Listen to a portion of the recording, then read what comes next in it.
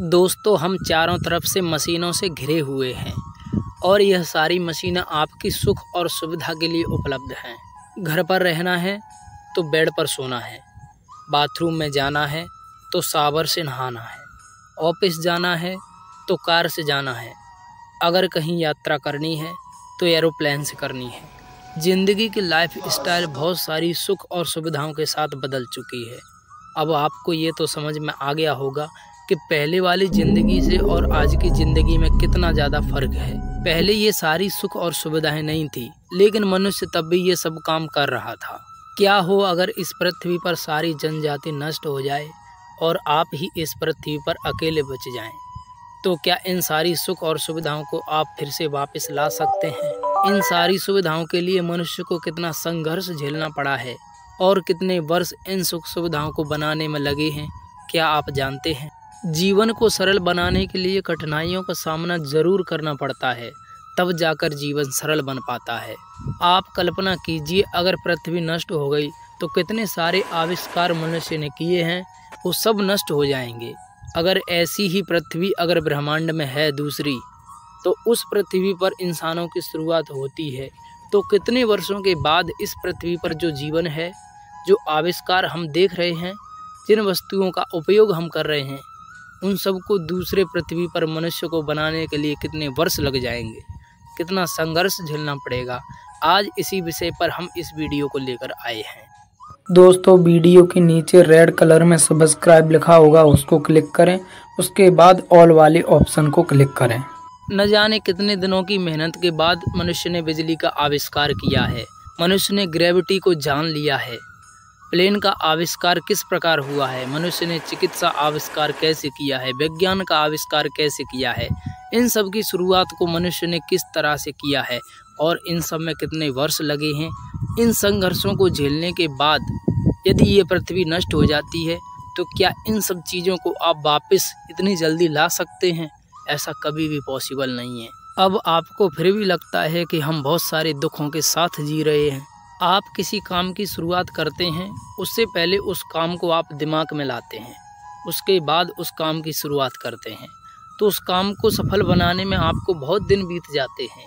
यदि अगर दूसरी पृथ्वी इस भूमंडल में है और उस पर इंसानों का जन्म अभी अभी हुआ है, तो उसके बाद इंसानों को इस पृथ्वी के जैसा बनाने में कितने वर्ष बीत जाएंगे। इस पृथ्वी की खोजों तक पहुंचने के लिए कितने वर्षों का संघर्ष झेलना पड़ेगा।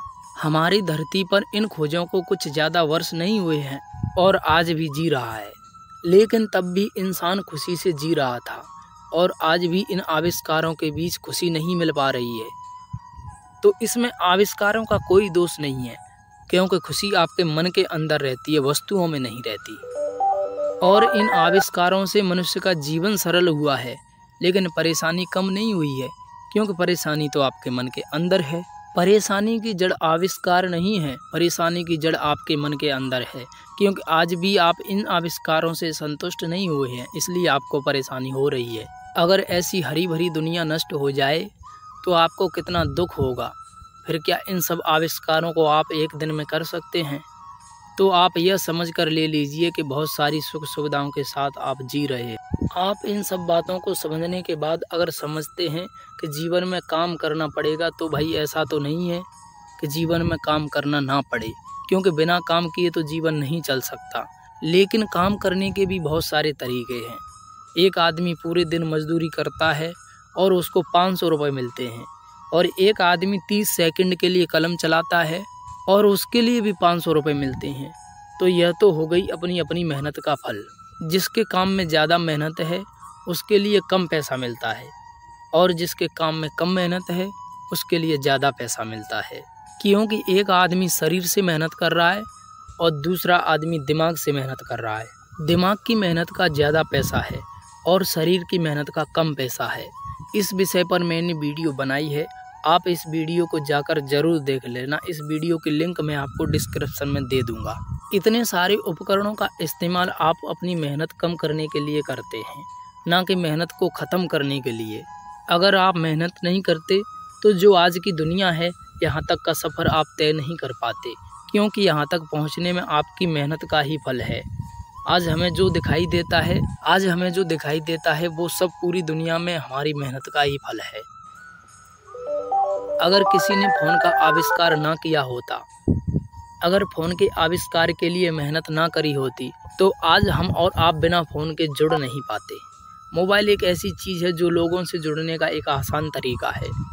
आप आमने सामने बात करेंगे, उन बातों में मनमुटाव भी हो सकता है, लेकिन आप इस मोबाइल के ज़रिए हज़ारों लोगों से आप जुड़ सकते हैं। तो आप हज़ारों लोगों से एक दिन में झगड़ा नहीं कर सकते, लेकिन आप जितने लोगों को अपने जीवन में जानते हैं उनसे आपका झगड़ा हो सकता है।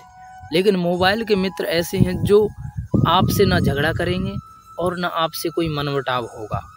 तो तुम मोबाइल के मित्रों को ही सच्चा मित्र मान लो। बस यही आपका और आपके मोबाइल के मित्रों का रिश्ता है। अगर वीडियो पसंद आए तो चैनल को प्लीज़ सब्सक्राइब ज़रूर करना।